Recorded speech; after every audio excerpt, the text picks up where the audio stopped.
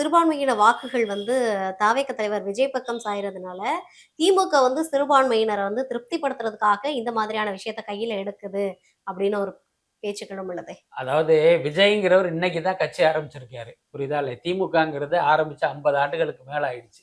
So அப்படி இருக்கும்போது சிறுபான்மையினர் வாக்கு வந்து இந்த விவகாரத்தினால் தான் திமுகவுக்கு போகும் அப்படிங்கிறது ஒரு அபத்தமான கருத்தா நான் பார்க்குறேன். இன்னொன்று உங்க எல்லாருக்குமே தெரியும், சிறுபான்மை வாக்கு வந்து பல்வேறு கட்சிகளுக்கு சிதறினாலும் பெருவாரியான வாக்குங்கிறது திமுகவை தான் போயிட்டு இருக்கு. என்ன காரணம்னா எல்லா காலங்களிலும் சிறுபான்மை மக்களுக்கு வந்து ஒரு ஆதரவான நிலைப்பாட்டை தான் திமுக எடுத்துக்கிட்டு இருக்கு. அதனால இந்த விவகாரத்தில் இவர்கள் இப்படி ஒரு ஸ்டாண்ட் எடுத்து தான் சிறுபான்மையினர் வாக்கு கிடைக்கணும்னு அவசியம் இல்லை.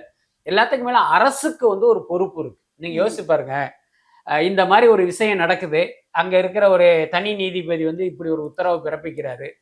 ஓகேப்பா, தனி நீதிபதி சொல்லிட்டாருப்பா, நீங்க போய் அந்த விளக்குல போய் அந்த தூண்ல போய் விளக்கேத்துங்கன்னு அனுமதிக்கிறாங்கன்னு வச்சுக்கோமே.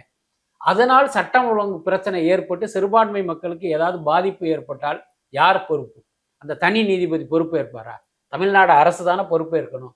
அப்போ இந்த மக்களை காப்பாற்ற வேண்டிய தமிழ்நாடு ஒரு அமைதியான ஒரு சூழல் வரணும் அப்படிங்கிறத பாதுகாக்க வேண்டிய கடமை வந்து திமுக அரசுக்கு இருக்கா இல்லையா? ஸோ அந்த அடிப்படையில தான் இந்த நிலைப்பாட்டை எடுத்திருப்பாங்க அப்படின்னு நான் நினைக்கிறேன்.